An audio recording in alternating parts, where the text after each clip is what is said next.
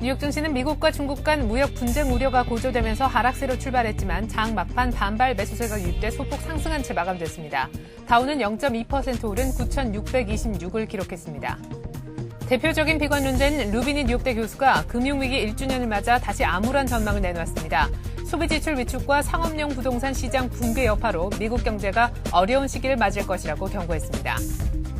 우리나라의 경기 회복 속도가 예상보다 빨라지면서 정부가 내년도 국세 수입을 올해보다 5% 안팎 증가한 170조 초반대로 잡은 것으로 알려졌습니다.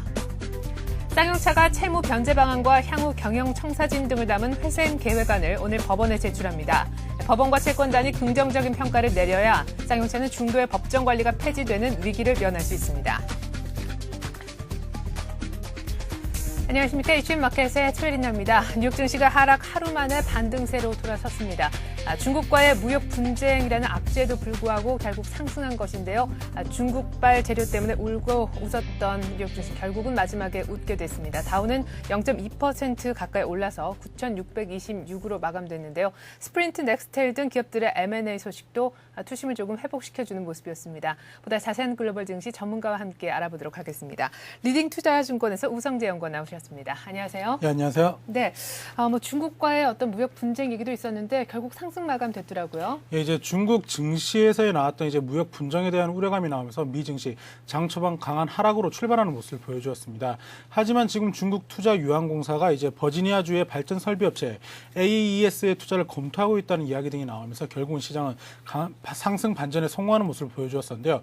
다우 지수는 0.22% 상승한 9,626포인트, S&P 지수는 0.63% 상승한 1,049포인트대 장 움직임을 보여주면서 금융주보다는 이러한 인프라 관련주들이 강세장을 보여주면서 S&P 500 지수가 눈에 띄는 모습을 보여주었습니다.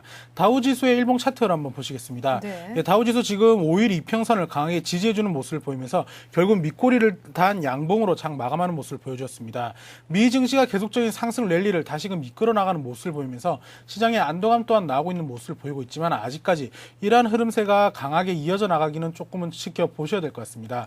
다우 지수의 일중 흐름 차트인데요. 다우 지수 장 초반 중국과의 무역 분쟁에 대한 우려감이 나오면서 급락으로 장 출발하는 모습을 보여주었습니다. 하지만 장중 내내 저가 매수세가 꾸준히 유입되는 모습을 보이면서 미 증시는 결국 상승 반전에 성공하는 모습으로 장 마감했었는데요. 결국은 미 증시 장막판에 다시금 또 매수세가 유입되는 모습을 보이면서 강한 상승은 이어져 나가는 모습이었습니다. 네, 자 이렇게 해서 중국발 재료에 울고 웃었던 뉴욕 증시 흐름까지 한번 살펴봤는데요. 여러 가지 기업들의 M&A 소식도 좀 들려왔었던 것 같아요. 아무래도 어제 같은 경우에 M&A 이슈가 눈에 띄는 모습을 보여주었습니다. 계속적인 M&A 이슈에 따라서 시장에서의 강세장의 움직임 또한 보여주는 모습이었는데요. 어제 같은 경우에 스프린트 넥스텔이 M&A 재료로 인해서 급등으로 장 마감하는 모습을 보여주었습니다. 지금 이동통신업체인 스프린트 넥스텔이 피인수 기대감으로 10%의 급등세로 장 마감했었는데요. 도이치텔레콤이 스프린트 넥스텔을 인수하기 위해서 도이치뱅크를 자문사로 지금 결정했다는 이야기가 나오면서 시장에서의 강한 매수세가 유입되는 모습을 보여주었습니다. 또한 지금 이트레이드 증권 같은 경우 시티그룹이 매수 추천으로 종목 의견을 상향 조정하는 모습을 보이면서 5%대의 강세 움직임을 7%대의 강세 움직임을 보여주었었는데요. 결국 이러한 흐름으로 인해서 시장에서의 기대감 또한 꾸준히 나오고 있는 모습을 보이는 등 지금 미 증시의 상승 움직임은 계속적으로 이어지는 모습입니다. 시장에서의 풍부한 유동성 속에서 지금 기업들의 목표 주가 인상이 시장에서 큰 영향을 미치는 모습이었습니다. 지난주 같은 경우에도 주요 기업들에 대한 목표 주가 인상으로 인해서 시장이 그러한 개별주들이 강세장의 움직임을 보여줬었는데요. 지수의 움직임은 조금은 다소 둔화되고 있는 모습을 보이고 있지만 개별주 강세 움직임을 보여주면서 개별주 종목으로 위주로 접근을 하시는 게 좋을 것 같습니다. 하지만 아직까지 미중 무역 마찰에 대한 투자 심리 또한 우려되고 있는 모습을 보이고 있기 때문에 시장에서의 우려감 또한 계속적으로 나오고 있다고 보시는 게 좋을 것 같습니다. 결국은 오늘 미 증시에서 발표되는 주요 지표들이 어떻게 발표하느냐에 따라서 이번 주에 증시의 움직임이 달라질 수 있기 때문에 이러한 부분을 염두하시는 게 좋을 것 같습니다. 네, 중국 쪽에서도 호황제가 겹쳐 나오긴 했습니다만 일단 리먼 브로더스 파산 보호 신청 들어간 지 거의 약 1년 만이라는 그 시기적인 어떤 타이밍 문제도 월가의 어떤 투심을 좀 위축시켰던 면이 있었던 것 같은데요. 유명한 경제 관련 사람들의 발언들도 부정적인 코멘트가 쏟아졌다고요. 예, 어제 같은 경우에 이제 주요 특징들이 이제 경제 관련돼서 이제 조금 장기적으로 봤을 때 부정적인 의견을 내놨었습니다. 하지만 지금 공통적으로 이야기하고 있는 것은 아직까지 지금 현재 경기 회복 기조에 국면으로 진입하고 있는 모습을 보인다라는 게 주된 내용이었었는데요. 먼저 보신다고 하면 스티글리츠 컬럼비아대 교수가 지금 언급을 했었습니다. 은행 문제가 2007년보다 악화되고 있는 모습을 보이고 있다는 내용을 내놨었는데요.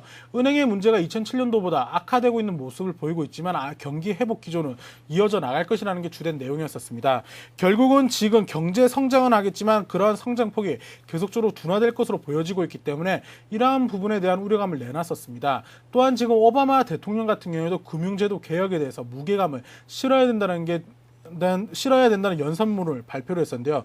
지금 현재 또 다른 위기를 막으려면 금융개혁이 필요한 시점이라는 이야기와 함께 시장에서의 계속적인 금융개혁을 통해서 건전한 경제를 이루어져 나가야 된다는 게 주된 내용이었었습니다.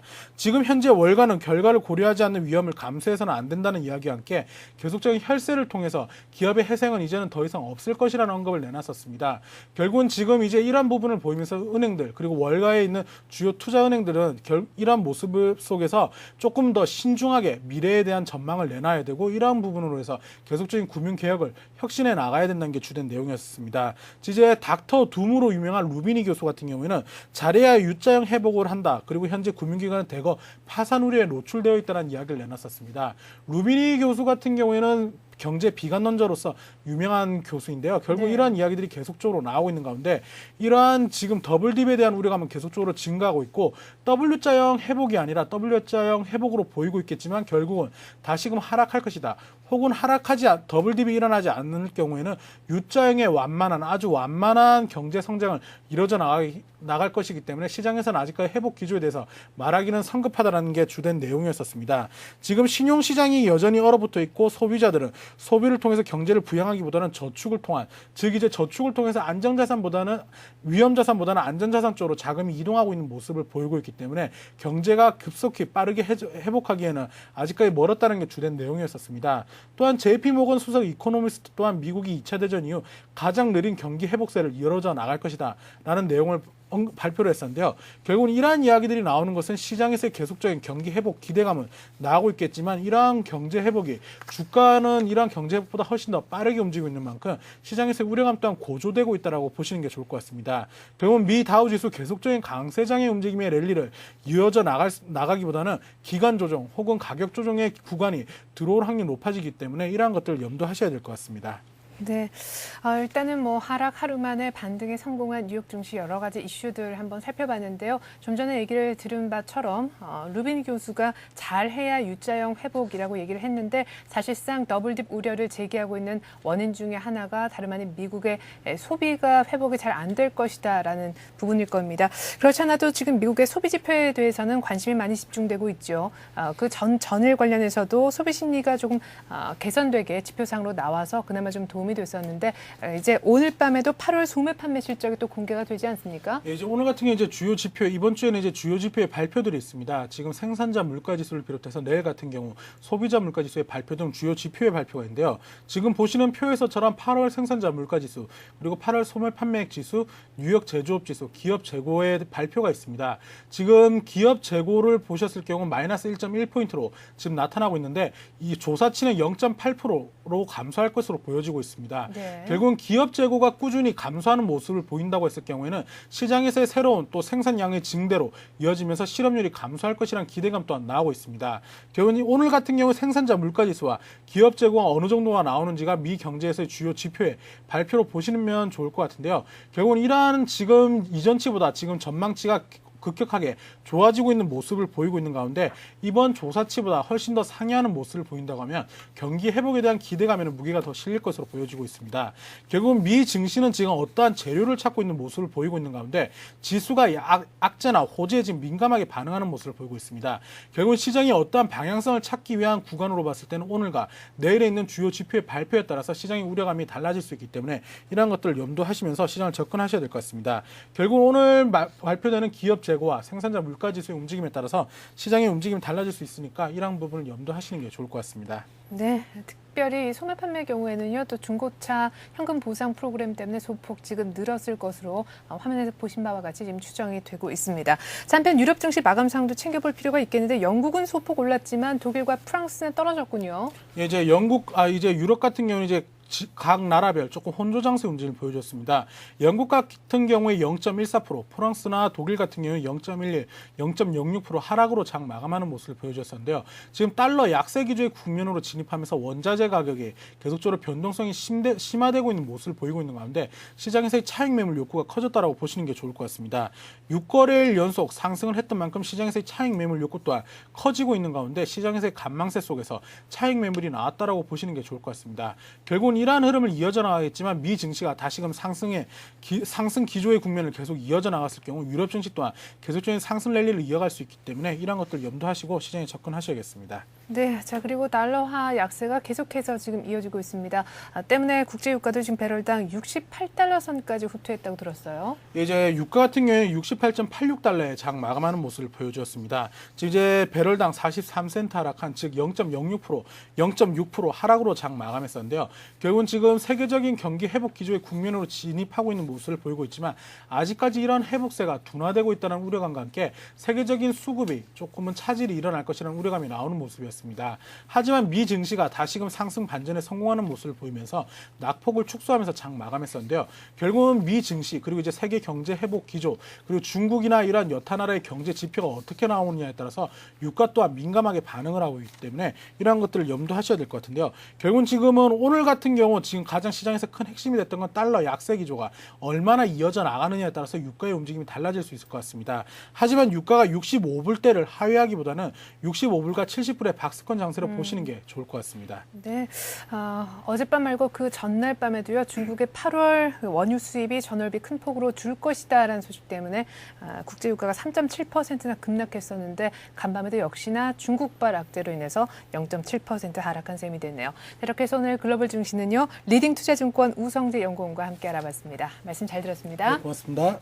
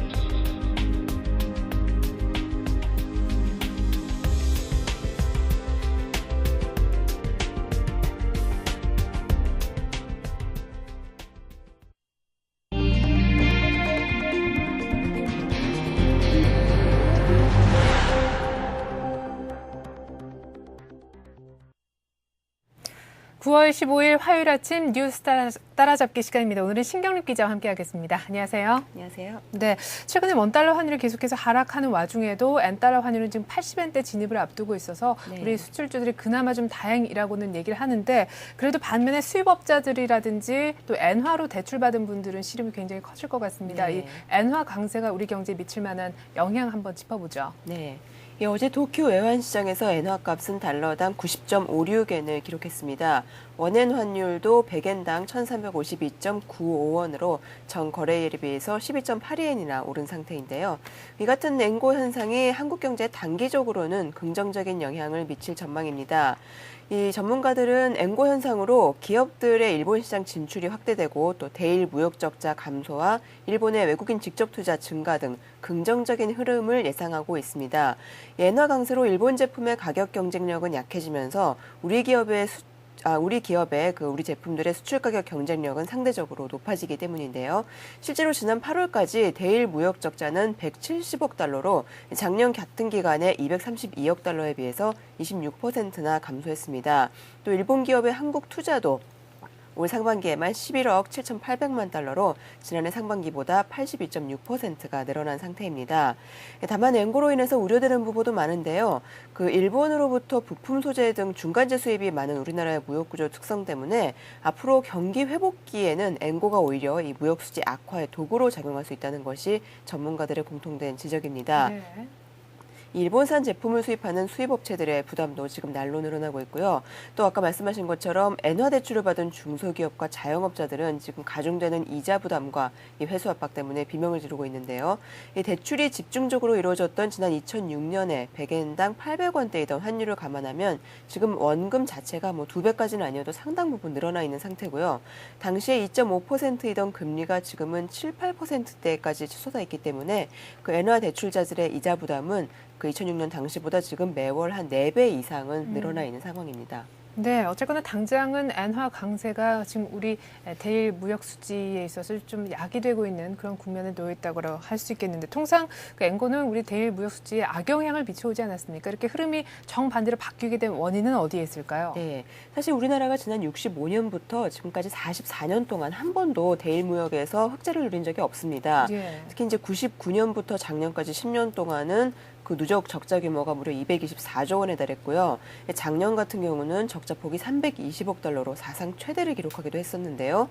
아까 말씀드린 것처럼 이 자본재와 중간재 그리고 부품 소재를 지금 일본에 의존하고 있는 구조이기 때문에 우리의 수출이 잘 되면 잘 될수록 그만큼 일본으로부터 수입도 늘어나고 작년 같은 경우는 엔고까지 겹쳐서 네. 적자 폭이 더욱 커졌죠. 하지만 올해는 그 지금까지와는 분명히 다른 흐름을 나타내고 있습니다. 이 달러당 90엔이 지금 위협받을 정도로 엔고 현상이 나타나고 있지만 대일 무역 수지는 작년보다 확연하게 줄어들고 있고 정부도 올해 그 대일 무역 적자 목표치를 250억 달러로 상당히 좀 낮게 잡고 있습니다. 지경부의 한 무역 담당자는 엔고가 지금의 엔고 현상이 무역 수지의 축복이라고까지 표현할 정도입니다. 네. 하지만 그 속사정을 들여다보면은 뭐 그렇게 좋아할 만한 상황은 아닌데요.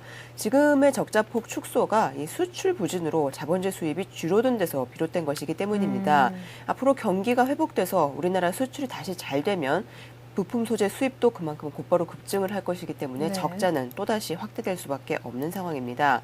전문가들은 지난 10수년 동안 우리 정부가 대일 무역 역조를 개선하기 위해서 부품 소재 투자를 열심히 해왔지만 이 한일 간 격차는 여전하다는 점을 들어서 이 대일 적자는 앞으로 다시 언제든지 늘어날 수 있다는 전망에 무게를 싣고 있습니다.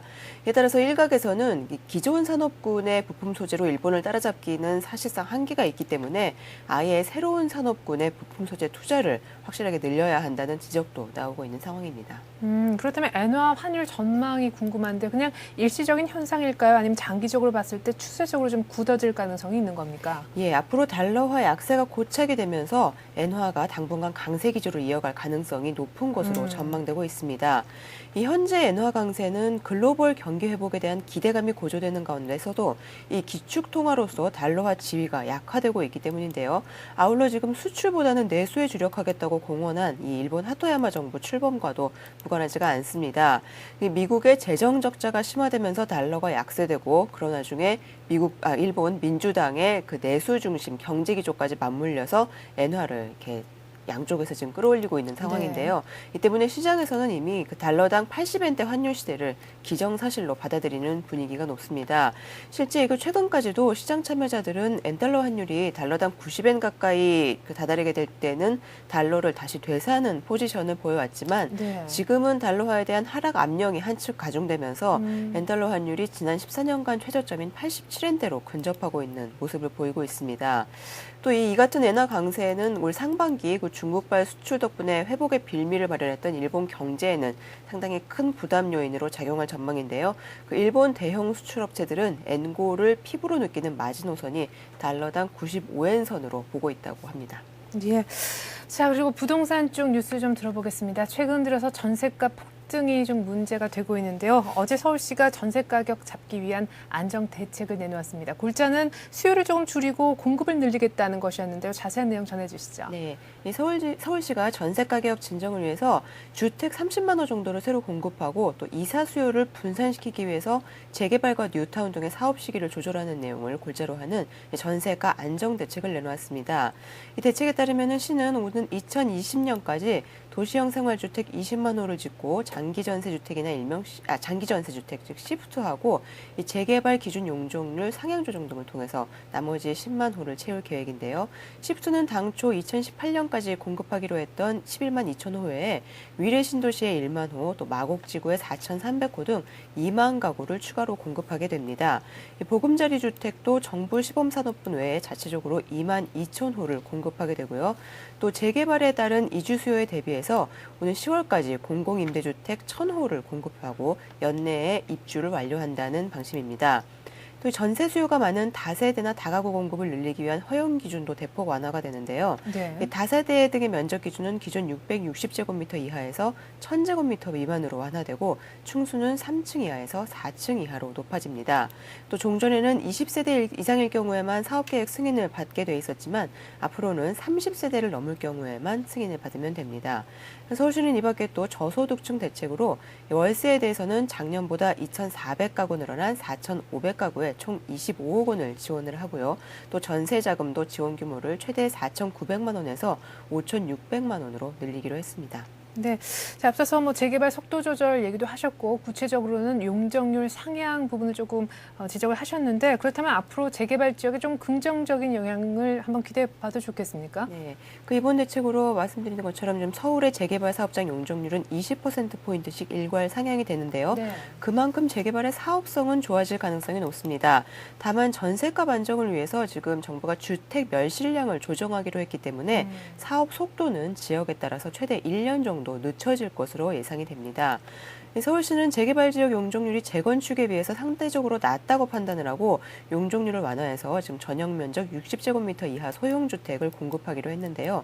기준 용적률이 20%포인트 상향 조정되면 전체 주택 수가 기존 계획보다 한 20% 정도 늘어나기 때문에 사업성은 그만큼 좋아지게 됩니다. 다만 말씀드린 것처럼 이 주택 멸실량 조정 때문에 사업 속도는 지역에 따라서 3개월에서 최대 12개월가량 늦어지게 되는데요. 이 시는 자치구별로 6개월 내에 대규모 주택 멸실이 예상되는 지역이나 또 주택 전세 가격 상승률이 월 1.5% 또는 3개월간 3% 이상인 지역에 대해서는 최소 3개월에서 최대 12개월간 관리처분 인가를 내주지 않겠다는 방침입니다. 관리처분이 끝나면 곧바로 철거에 들어가서 주택 멸실이 발생하고 그만큼 전세 수요가 또 늘어나게 되기 때문입니다. 시는 내년 말까지 서부권에서 7,119호 그리고 동부권에서 15,062호, 서남권에서 7,343호가 멸실될 것으로 추정이 되고 또 2011년부터는 주택 멸실량의 공급량을 크게 앞지를 것으로 예상되기 때문에 이 같은 날을 마련했다고 밝히고 있습니다. 네, 끝으로 산업계 소식 하나만 보죠. 지능형 전력망으로 알려져 있는 이 스마트 그리드가 이제 완전히 본격화 단계에 들어서게 됐습니다. 때문에 대기업들의 참여까지 지금 본격화되고 있는 그런 양상인데요. 삼성전자도 여기에 뛰어들게 됐다고요. 네, 삼성전자는 지난 5월에 스마트 그리드 협회가 결성됐던 이후에도 뭐 앞으로 사업성을 좀 더 검토해야 된다면서 상당히 좀 미지근한 태도를 취해왔는데요. 이번에 전격 협회에 가입을 했습니다. 이에 따라서 스마트 그리드 사업에 본격적으로 뛰어들겠다는 의지를 보인 것으로 풀이가 되는데요. 특히 이재용 삼성전자 전무가 조만간 대통령 직속 녹색성장위원회 인사들을 만나서 스마트 그리드 사업에 대해서 본격적인 논의를 할 것으로 알려지면서 큰 관심을 모으고 있습니다. 이 스마트 그리드는 전력 공급자와 소비자가 데이터를 교류해서 에너지 소유를 극대화하는 시스템인데요. 말하자면 첨단 IT 산업의 종합판이라고 할 수가 있겠습니다. 예. 예를 들어서 가정에서 TV를 시청할 때 켰다가 끌 때에도 전력을 얼마나 사용하는지 소비자가 직접 실시간으로 확인할 수가 있게 되는데요. 이 스마트 그리드 사업에 삼성전자가 관심을 두는 이유는 이 삼성의 대표적인 사업들이 스마트 그리드와 밀접하게 맞물려 있기 때문입니다. 예를 들어서 TV의 전력 소모량을 알게 되면 LED TV 등 이 저전력 기반의 가전 판매에 큰 영향을 미치게 되고요. 나아가 스마트 그리드 맞춤형 가전이 집중 공급되면서 이 가전 분야에 거대한 신규 시장이 열릴 것으로 예상이 됩니다. 네, 잘 들었습니다. 이렇게 해서 오늘 뉴스 따라잡기 시간은요. 신경립 기자와 함께 해봤습니다. 신 기자 말씀 잘 들었습니다. 감사합니다.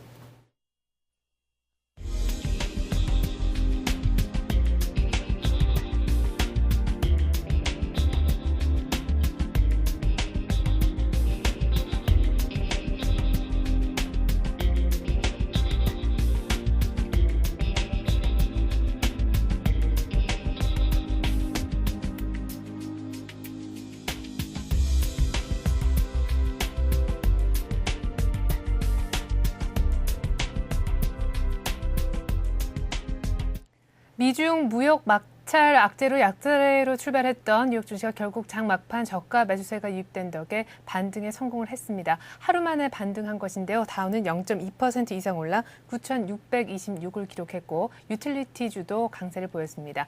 관련한 우리장 소식은 1시간 뒤 출발 센 증시를 통해 전해드리겠습니다. 고맙습니다.